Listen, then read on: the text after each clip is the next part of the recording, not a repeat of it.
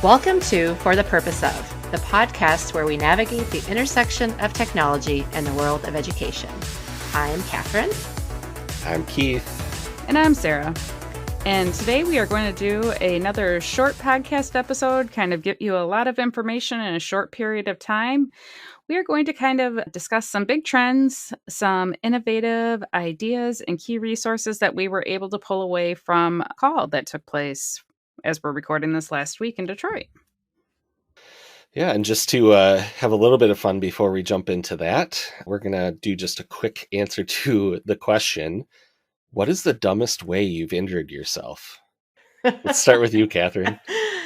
Oh, boy. So I wouldn't say I injured myself, but I was injured by something else. So I grew up on a horse ranch, and we had many, many thoroughbred racehorses. And one thing is that when you have new foals being born, you can't let the mothers or the mares run freely because the foals, the babies, can't keep up. So we would have to walk the mares on a lead and just kind of not lunge them, but just kind of let them walk them around, get some energy flowing and let the babies' legs get stronger. Well, flies in the summertime aren't so nice. And they were biting this mare and she was getting mad and then she wanted to run.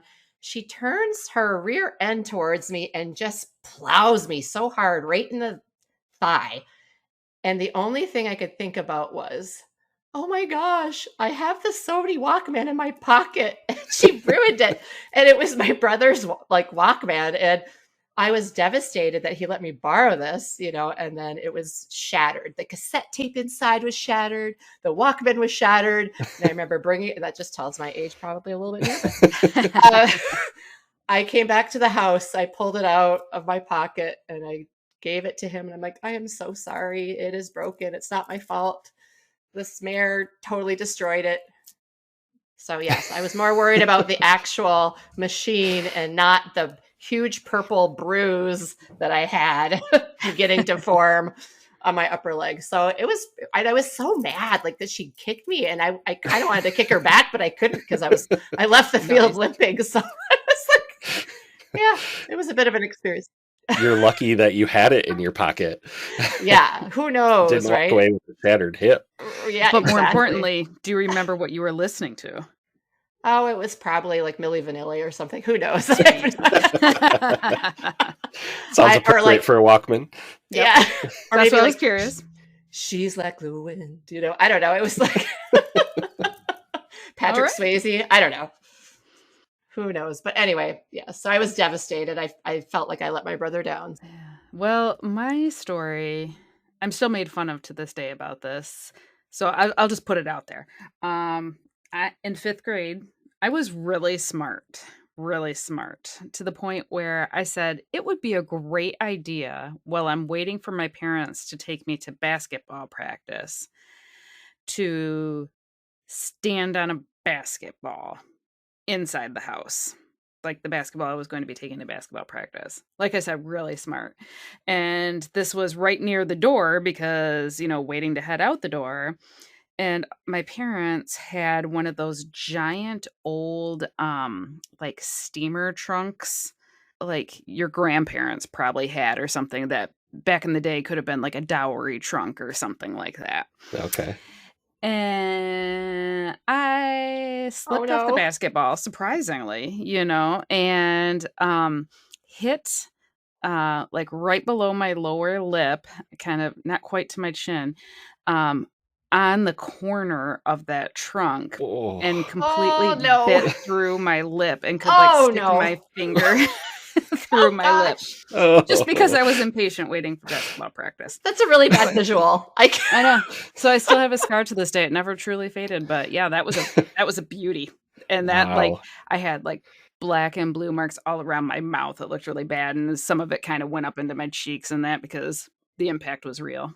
Jeez. Oh, that's horrid. Yep. We're going to have to put a caution statement on this podcast. I know. Well, I get made fun of for being a fall risk as it is. So I'm like, it started early. Yeah. Oh. Oh man. I don't know if mine's as good as that. I grew up being just generally accident prone. So I have lots of dumb ways that I've hurt myself. But I think one that is memorable and stands out to me, every time we went camping, I would get hurt as a kid. And one day we showed up at the campsite and they had like clear cut some of the branches off of trees. So, like there's little pegs sticking out of the trees that were like from the branches that were cut. And I was like, that looks like a perfect ladder. I think I'm going to climb that. So I started climbing up the tree. And at one point, you might be able to imagine some of those branches got pretty thin. And I slipped and reacted and bear hugged the tree while I slid down on Oh all no. those little spiky things that were sticking out from the tree. So all kinds of cuts all over my chest and arms. And yeah, Oh, not It was great. probably day one or even hour one of you being there too, probably, I'm sure. Exactly. Yep. I got out of Nice. the car, saw the tree, and ran to it. So, This is it. My yep. moment. We did not go home. My parents would not let me go home. So we I had love that. many, many Band-Aids used for that one. No one else hurt yourself over the trip. Yep. Okay, well, now that we have our embarrassing stories out of the way and everyone knows each other a little bit more intimately, we are going to move into our big topic today, talking about MACUL. Like we said, we're going to kind of keep this short and sweet today. Recapping, I feel like once we start talking about MACUL, we could talk about our experiences and conversations we had for quite a while, and we're still kind of riding that conference high, but we're just going to each share out some big trends that we noticed from our own experience, as well as our KETS network, which is our Kent Educational Technology Specialists group, some of our EdTechs from across the county and a little bit beyond, as well as some innovative ideas, some key resources, and just kind of our general MACUL takeaway. So I will let Katherine start here. sure. So McCall was wonderful. It had so many different options to go explore, all the different individuals that were providing different sessions. And there was a good mix of AI and non AI sessions. And one of the things that I noticed a lot was the ethical side of things and the security and privacy side of things. And Keith and I did do a Let's Get Ethical presentation. There was also a presentation from Carly Delo for Michigan Virtual, and we found that there was a lot of comparison on some of the information that we had. So that was great to see. Some of the other things that I've noticed were the AI for accessibility and inclusion. An amazing presentation by Jordan Zimmerman, who, with the use of an iPad, is able to communicate with others. And I was just really inspired by that presentation, and I hope to see more of her in the future at our next MACUL. Oh my gosh. That was so good. Just hearing her story as a nonverbal autistic person and hearing her so like just beautifully tell it was incredible. I heard amazing things about hers. Mm-hmm. Mm-hmm. Yeah, it was just very inspiring, and it really does pull at your heartstrings, especially when it makes you think about maybe some of the students that you would have had or how they would have benefited from an option like this, that the accessibility that she has now. Some other innovative ideas I found were using AI in creative ways to enhance the work we already have to do. And a lot of it was just to think about boosting student creativity and increasing our productivity. And there was a session by Judy Rowling and Matt Smoot, which I really thought was cool. They just focused on the creativity part of it, and using those tools, using useful prompting, and putting that towards generating amazing image generators and graphics, and just making some creations and projects come to life. I thought that was really, really cool. Canva tools, a lot of neat tips and tricks for that. And the key resources that I found were, again, the Michigan Virtual, the Common Sense curricular materials that are available. Yeah, I think I saw a lot of the same things there, Katherine, too. The conference as a whole, it felt like the breakout sessions were just great this year. I spent my time looking a lot at the AI side of things. And I noticed there's a trend with the conversation around AI beginning to get further into it, right? We're moving past some of those foundational things. I think I heard someone say moving from AI literacy to AI fluency, right? Just becoming more fluent with it now that we have developed some of that literacy skills. And I think it just speaks to, I've been having this feeling of this AI train is moving forward, right? And I know we've been working hard at trying to build foundational AI knowledge across our county, but it's really time to get on board because it's moving quickly. And I don't know that we have a ton of time to continue talking about whether we should or shouldn't use AI. It really, I think Carly Delo said something like, we need to move beyond that question of yes or no AI to where, when, and why AI. So I thought that was pretty good. I love that. Yeah. So just to expand on that, I saw things like Katherine said with creativity, accessibility, ethics. I also saw quite a bit on just how do you lead your schools and your communities through the adoption of AI, right? How do you develop those guidelines and give permission while still being conscious of the ethical boundaries there? And just also this lens of how do we keep the humanity we have as we begin to use more AI too, making sure we have that human judgment and critical thinking involved in the process. So big things around AI. I think we saw some good stuff with classroom AI expectations. That's something that we've been talking about for a while, but I saw it reinforced in a lot of different spaces. Katherine, you mentioned Common Sense Media's AI literacy fundamentals. And one of the things that their presenter who was out there was talking about was the idea of co-creating some of those. So talking with students about like, okay, we're doing this assignment. This is our learning goal. Should we be able to use AI to research, to draft an outline, and walking through it step by step with your students before you launch the assignment? I just thought that was really cool. And then as far as key resources go, same things as what Katherine said. Common Sense has their AI literacy stuff that's been coming out lately. Michigan Virtual launched a whole AI literacy website, which was really awesome to see. And then, just Jordan Zimmerman. Awesome. I hope we hear more from her in the future. I know. I was so bummed I didn't get to see her just with everyone talking about it. I was like, oh man, she should have had more sessions. Yeah, and I do believe she does have, there's a website where you can learn her story, and it's very inspiring.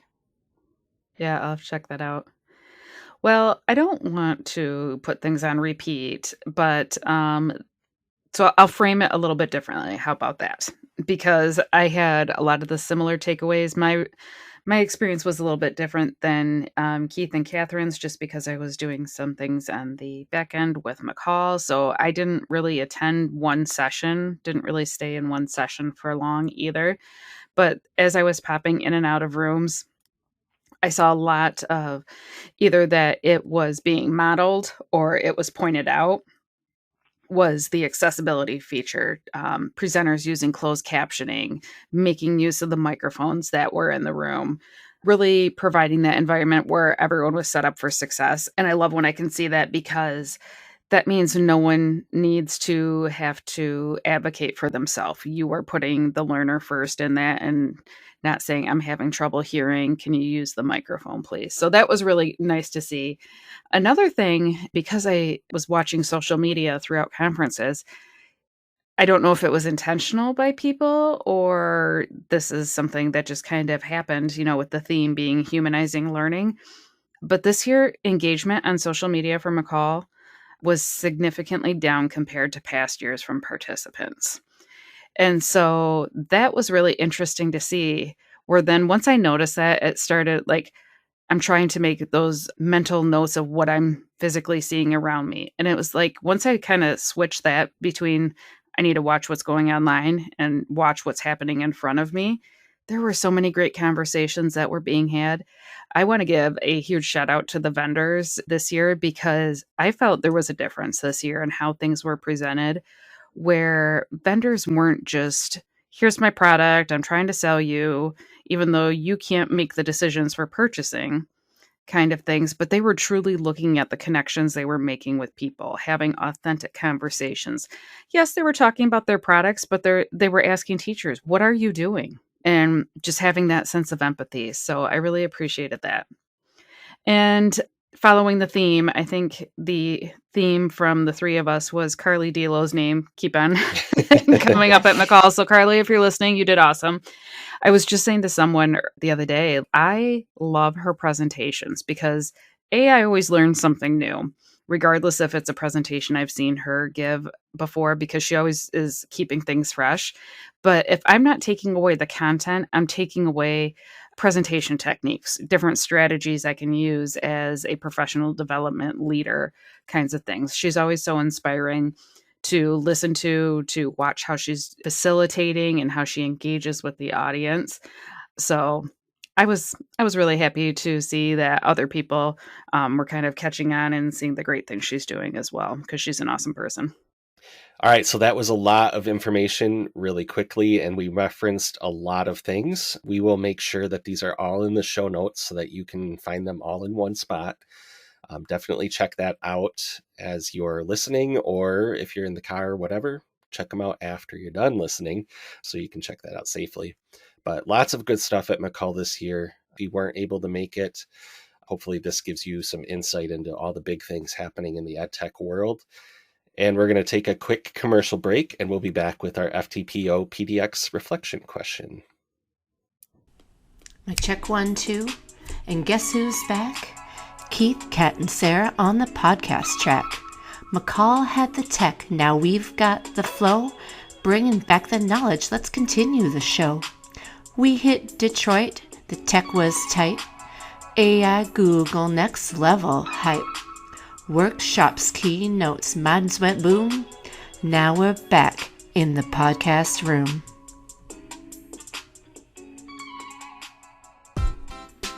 Are you eager to embrace AI in your teaching? Explore the possibilities at AI for Educators, a 2-day immersive workshop where you'll gain expert insights, practical strategies, and hands-on experience to confidently integrate AI into your educational practice.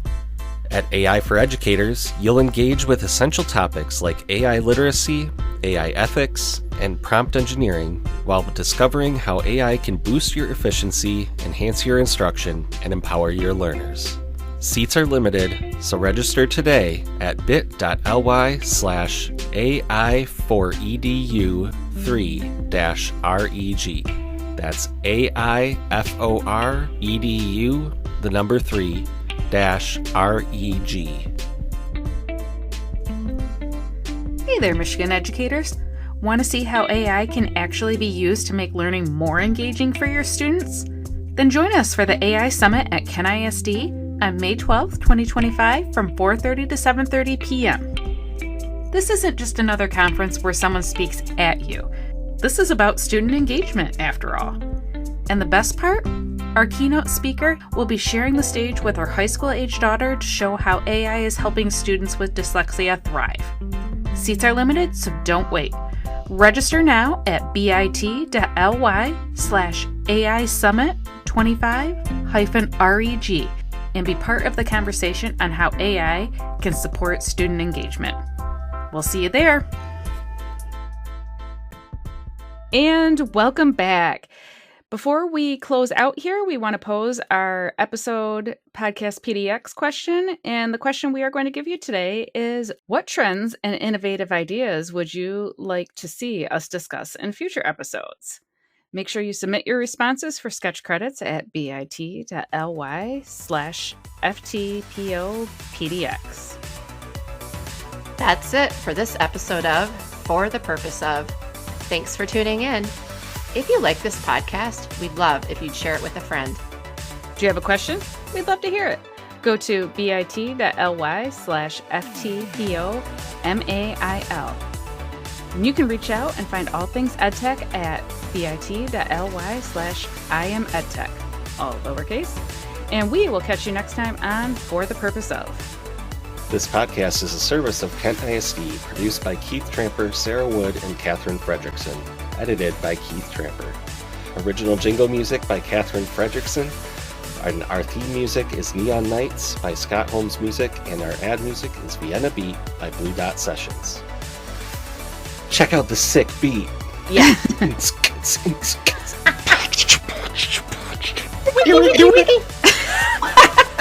All at the same time. Unplanned.